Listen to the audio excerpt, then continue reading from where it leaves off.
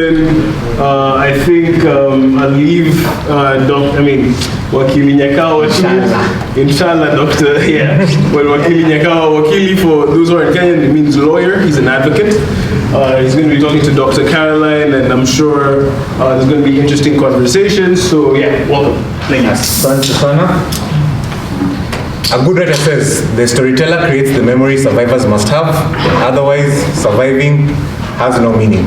And today we'll be talking about social impact and investment. So first things first, question to you guys, who is the writer of that famous quote? The storyteller creates the memory survivors must have, otherwise surviving has no meaning. Famous African writer. Yeah. And so, Doc, please introduce yourself and tell us, for you, what does social impact mean, even with the many things you've done? Let's start there. Okay, so my name is Carolyn Musyimi-Kamau. I live in Newton, New Hampshire. I'm a social entrepreneur, and I love giving back to Kenya. And the reason why I love giving back to Kenya is that I went to Israel some few years back, and I realized that the students who come to the US to study usually travel back in the summer to go and learn about their culture, and that is usually a big industry because they stay in hotels, they tour places. And I also went to Brandeis University, where I studied with a lot of Indians, and all of them were looking forward to go back to their countries because they were going to get employed or give back in some way. But I realized there was a gap in our Kenyan market because we do not get that opportunity to be very confident that when we go back to Kenya, we are going to be employed. Maybe start a business. We had Ambassador Elkanah Odembo here in the US at some point. And we had a conversation at some point. He was very key in bringing the diaspora together. And one time he told me, Carol, don't look so much to be employed. Think of how you can create jobs for others. And so voices that have spoken to me and experiences having grown up in the southeastern part of Kenya brought me to the place of thinking of giving back. And that has been my journey. I have worked in the UN in New York after graduating from Brandeis. And while I was in New York, I realized much of it is about policy, and I realized that it's not my space. I wanted to be on the ground with the people, making the change that the communities are looking for. And after that, I got married to Mr. Kamau, and we are blessed with two sons, Jabali and Tafari. And we decided to leave the job in the UN because my husband is in the psychiatry nursing space, and he wanted to be in New Hampshire. And also I was also in that space where I was realizing policy is not so much my thing, and I don't want to travel everywhere because I want to raise a family. So when I came here, I worked with the migrant and refugee communities in Concord and Manchester in the resettlement and program designs, management, and I liked working directly with communities. At the same time, I was concerned about the southeastern part of Kenya because for many years we have struggled with water, and farmers, they are very hardworking, they try their best, but they don't get the harvest that they deserve. So I started to have discussions with farmers on the ground, churches, and seeing how we can start working from bottom up, the community suggesting what kind of development they are looking for, and the empowerment that they would be looking for, and what resources they have they can work with. So ever since I founded Mbaito Community Foundation, which has been running for 7 years, in that period of time I've worked with 5,000 farmers in Kitui, Machakos, and Makueni. And I've also mobilized the diaspora that comes from that region in Europe, in the US, in Australia. And we have worked with these farmers by giving them seeds. And when they get those seeds, they bring them back to the churches. And they also give me the venue of where we are going to distribute the seeds. They volunteer for these programs. They advise on which seeds are best for that region. Because even though it is all southeastern Kenya, one part could have more reliable rain patterns, other parts could be dry. And I also realized education is a challenge in our southeastern part of Kenya. So we started to sponsor some of the students to go to school, and the students come back to the organization to give back. Right now, in our board in Kenya, we have some of the students we have sponsored. 5 of them now, from when we started 4 years ago to sponsor students, 5 of them now are in the university, and 26 are sponsored. I did not grow that number much with the board because I was doing my PhD at Pepperdine University. I've just defended my dissertation on food security in the southeastern part of Kenya. Wow.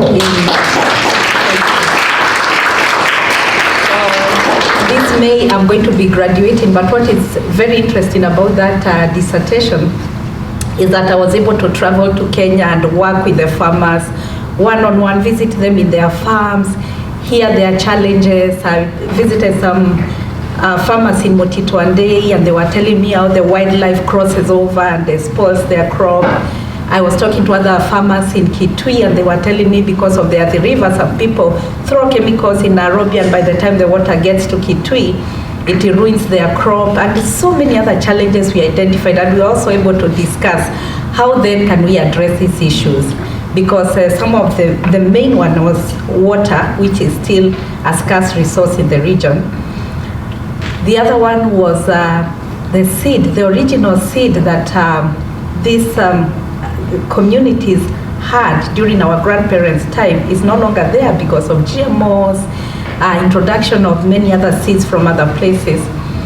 And how then can we go back to that, and is it necessary for us to go back to that? And if so, do some of the farmers still have the original seed, and how can we bring it back to the community? There is also the issue of pesticides that farmers identified as a big challenge, because now a lot of diseases have come to the community because of these pesticides that are used, and can we go back to the knowledge that the farmers had?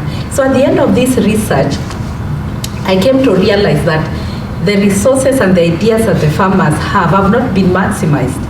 And so as I go back to the community, I wanted to amplify that knowledge that has been in the community. Like they told me, we have always preserved our seed by covering it with ash so that the weevils and other insects don't come in.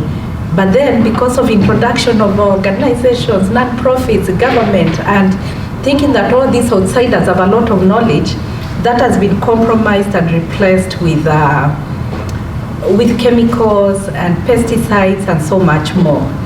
So that is the project I'm working on right now. And after I graduate through Mbaito Community Foundation, I want to continue that discussion with the farmers. And I really want them to own that project so that they are able to sustain it and carry it on. I love when we bring seeds to the communities, and after some time they call me and tell me on Sunday, we are coming back to the church to bring the harvest, because the church is able to store this harvest and give the seeds to other farmers that may need the seed. But we realize that has its own challenges because the seed is compromised, so sometimes it's not able to go for 2 or 3 seasons. So there's so much in that area. Yes. Yeah. And as you speak about this, you've talked about, food, you've talked about water, you've talked about education. Yeah. And so when you're talking about impact, sometimes people would argue that if you want to create long-lasting and sustainable impact, you'd have focus on one thing and not focus on everything else and just, lock in on this one thing. But you have been able to create sustainable impact in different industry sectors. So for you, how do you ensure that this impact is sustainable without losing bandwidth, getting adequate funding to, continually fund these different projects? So I remember I used to host a podcast, and we wanted to sponsor a few kids' school fees, right? Mm-hmm. We got our winning podcast of the year, brands on our radar, we got a few funds, and we were able to sponsor school fees, right? But what we did, we sponsored from 4 school fees, because you don't sponsor from 1, then it is from 2, and now is wondering where the sponsorship go, right? And so with that nuance, we understood that, it's not as simple. And the thing about funding is that, especially in an economy like what it is currently, you're not sustainably getting funding constantly and consistently. So for you, how are you navigating that? One of the big things that I'm trusting God to be able to do after I graduate is to open a trust for Mbaito Community Foundation. Mm-hmm. the Kenyan market is one of the best places to invest. Aside from the Baito Community Foundation, I also founded Upendo Women Alliance, a group that, an organization that brings together Kenyan women in the diaspora to invest, and we put in $253 every month, and the 53 is for a trip, because sometimes when we come to the diaspora, we work ourselves and we never get a break to go for vacation. So with this, we invested in the Old Mutual through the money market accounts, and we get an interest of sometimes even up to 11%. With this interest, we've been able to tour Israel. That's how we went to Israel. We went to Hawaii. This year we are going to St. Lucia. And these trips help us see the world, because sometimes we think we work in the diaspora, and when we are old, we'll visit places, but it's not usually like that. So, and apart from that, this other investment is going towards our retirement, because if you're not careful in the diaspora, you can work, and you have nothing to retire on, because you've been giving your money to your relatives, you have been investing your money all over the place, paying bills. In America, bills is a big thing. So we keep that money for our retirement, and once we get to 1 million Kenya shillings, each of the 15 of us, we are able to share that money, and you can invest wherever. For my family, we were able to buy an apartment in Nairobi. A big business in Nairobi is buying real estate, because they are all apartments. The other day I was there, the Chinese people are built all over the place. Within 2.8 million, you can buy an apartment and start to rent it out or make it an Airbnb. These are just small practical things. So yes, Baito could invest in real estate, but a low-lying mango in Kenya is to build a trust, yes, or even in the money markets. If you look at Old Mutual or KCB, maybe from Central Bank, you can tell us which other resources are available. Yeah. And also the government, the treasury bills, you could also be able to invest in those. So those are the things that I'm thinking about. I'm bringing them to the board. Recently, I started 2 small programs for New Hampshire and Massachusetts, because I realized there's actually food insecurity in the US. Because of how the prices have gone so high, you find that some moms are not able to provide the 3 meals for their kids in the US. And also families are not able to afford like organic food, have access to food, so they go to the tinned food, which sometimes is not healthy, or fast food, which is a challenge in the long run. So recently I attended a seminar on food security in New Hampshire, and we were having this conversation of how food has become such a challenge. Even some organizations have to make snack bags and bring them to the schools because kids are not getting the meals. So I said, Baito could step in and also give back in that way. So we feel like the vision is widespread, but then it is on 2 topics: education and food security. Yes. And with education in the US, we are looking at the youth. There's a huge distraction when it comes to drugs, substance use. But if this youth can be engaged in programs, like in the summer we can have a program among the migrants and also low-income Americans, it can be very powerful. And I believe as a diaspora, when we come in, we need to look at how we can give back. When we think of our countries, if each one of us who is here in the diaspora could register an organization, and one person can say, I'll focus on eye treatment or cataracts, another one on dental hygiene, or another one can focus on something else, I think that would be more impactful than waiting on the government to do all these things. Yes. Yeah. Sorry, I think I've taken my ideas all over the place. No, that's fantastic. Yeah. I think your knowledge is very in breadth and in depth. Yeah. So we are very grateful for that. I think as well, how you're able to navigate a climate that is sometimes very rigorous, which is the political climate in Kenya. So for example, here I've realized that this is my first time in America, right? And systems here really work. When I landed, I took a bus that was leaving at 12:30. At 12:15 in New York, I was still in Times Square. So I'm thinking, unlike Kenya, they'll wait for you kidogo, they'll call you. So I reached at 12:29, I entered the bus, and immediately at 12:30, it left. And I'm wondering, wow, again, when you see when there's traffic, everyone stops. If it's your time to walk, people walk. If the car's passing. In Kenya, you have to, even on a one-way street, you have to look left and right because a boda can be coming on the other side and hit you. But you see, I think that speaks to a larger thing about how, for example, the parliament wanted to pass an act on compulsory compliance of every NGO, so moving NGOs to PBOs, public benefit organizations, right, which was then declared unconstitutional by the courts. Because they've already been registered, why would they go again and re-register?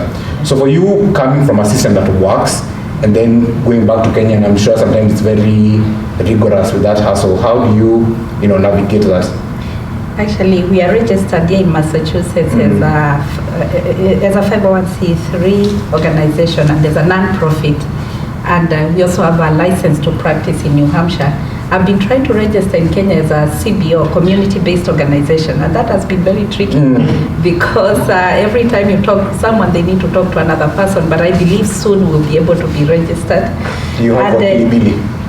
Now that I know, I am a lawyer, I think now everything will work out well. But aside from that, the power is always with the people. So if we continue to build those networks, for the last 7 years, we have worked with 5,000 farmers. Apart from one time, we had a challenge when we had a meeting to distribute seeds, and they told us, oh no, you cannot bring in seeds in the community without the consent from the chief. Then I learned, there's this step that we need to go through so that we can give the food. And we continue to follow that step each time we go back to the communities. I think there are a lot of loopholes, more than the laws. There are a lot of loopholes to go through, and that's where we rely on legal people like yourself to guide us and to support us in knowing what is expected. Yes. Yeah. And so even as we wind up, what is one thing you'd love to tell the audience about, how your experience has been and how they can chip in whatever way? Because I realize, again, a lot of Kenyans want to invest back home, especially when they see systems work here. You can't now, only Jesus was able to save the whole world. So you want to try, enter these different sectors, you want to invest your money elsewhere. Sometimes you have enough disposable income to, sponsor a few kids' school fees, but they don't know where to start. And especially, another thing I'm learning, here, there's a very trusting culture. Anytime I'm asking someone, which train should I take, which bus should I take, people are willing to stop and guide you. In Nairobi, even for me, if someone is approaching me to ask me something, I'm very skeptical and I'm like, wait, stand a bit far from me first and let me explain to you. Or if not, I'll just ignore you and pass, right? But here there's a more trusting culture. So sometimes that feeds into the skepticism of people in the diaspora, where you'll probably be sending back money home and your relative is either swindling you, an agent is swindling you, or someone is just trying to get cheap money from you. So what would you tell the audience who want to be part of something greater than themselves? I think the experience we have received here in the US is very powerful, and we have to be very intentional about giving back to Kenya. One of the areas is to mentor someone in Kenya with what you have learned here. We visited South Korea as part of our program at Pepperdine. And when we went to the University of South Korea, we realized that the ambassadors who have been out there are the ones who lecture in the universities. And that's very powerful because they bring their experiences. So as part of my program, I applied to work at Daystar University, and now I'm a lecturer there. So I teach virtually, and I have the opportunity to mentor the students, to guide them, to share the experiences that I have had. And with that, I think that is very, very powerful because we are sharing knowledge and experience. And also through Mbaito, we receive students when they come to the US, and we're able to show them the ropes. If you come to the US and you don't know anyone, you are likely to make serious mistakes. Some people waste up to 10 years because they have no one to mentor them. So be very intentional about mentoring a person who comes into the country or showing them the ropes. The other is to invest in Kenya. You can buy real estate, money markets, or our banks. I think our banking system is one of the best in terms of investing, and you can just live off of the interest. Like I keep referring to the money market because it's the most stable. but there are many others. If you're a risk taker and you understand finances more, you can take higher risks. I was talking to a friend who has put in almost like $80,000 in the banking system in Kenya, and she's able to live off of that. So she decided to retire early because of that arrangement. So she built a home in Kenya, and now she has that investment in the bank. Instead of running after tenants who are not wanting to pay, you are better off dealing with the bank. So that's also one of the things that I've learned. And continuing to expose ourselves to knowledge. Sometimes as diaspora, we kind of channel ourselves to one career or a few careers that have been found to work. Explore. The universities have so many resources here in the US. Try to build partnerships where the universities in Kenya can have exchange programs, because you are here on the ground, you are able to make those connections.